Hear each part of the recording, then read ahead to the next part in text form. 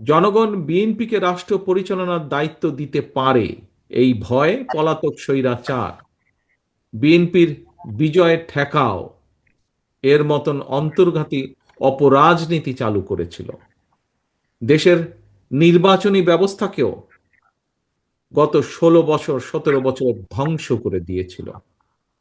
সেটি local election থেকে শুরু করে জাতীয় নির্বাচন থেকে শুরু করে প্রায় প্রত্যেকটি জায়গায় একই অবস্থা হয়েছিল। তবে আশ্চর্যের বিষয় হলো স্বৈরাচার মুক্ত বাংলাদেশে এবার ক্ষমতাসীন সরকার নয়, বরং ফ্যাসিবাদ বিরোধী আন্দোলনের রাজপথের সহযোদ্ধা কতিপয় রাজনৈতিক ব্যক্তি এবং গোষ্ঠীর আচরণেও সেই পলাতক স্বৈরাচারের সরকারের মতন বিএনপির বিজয় ঠেকাও প্রবণতা লক্ষ্য করা যাচ্ছে।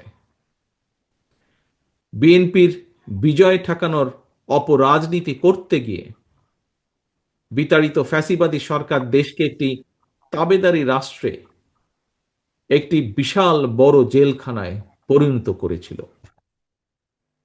বর্তমানে ফ্যাসিবাদ মুক্ত বাংলাদেশেও যারা মনে করছেন নির্বাচন দিলে জনগণ ভোট দিয়ে বিএনপিকে সরকার গঠনে সহায়তা করবে, যারা এই চিন্তা থেকে বিএনপির বিজয় ঠেকানোর জন্য নানা রকম অপকৌশলের বা শর্তের বেড়াজালের আশ্রয় নিচ্ছেন, তাদের দৃষ্টি আকর্ষণ করে বলতে চাই, রাজনীতিকে রাজনীতি দিয়েই মোকাবেলা করুন।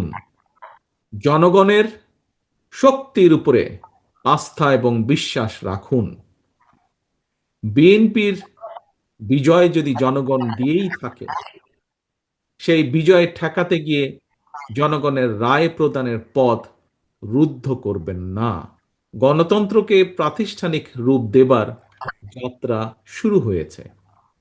জনগণের প্রত্যক্ষ ভোটে নির্বাচিত জনপ্রতিনিধিদের দ্বারা জনগণের প্রতি দায়বদ্ধ সংসদ এবং সরকার গঠন না হওয়া পর্যন্ত গণতন্ত্র উত্তরণের যাত্রাপথ কিন্তু ঝুঁকিমুক্ত নয়।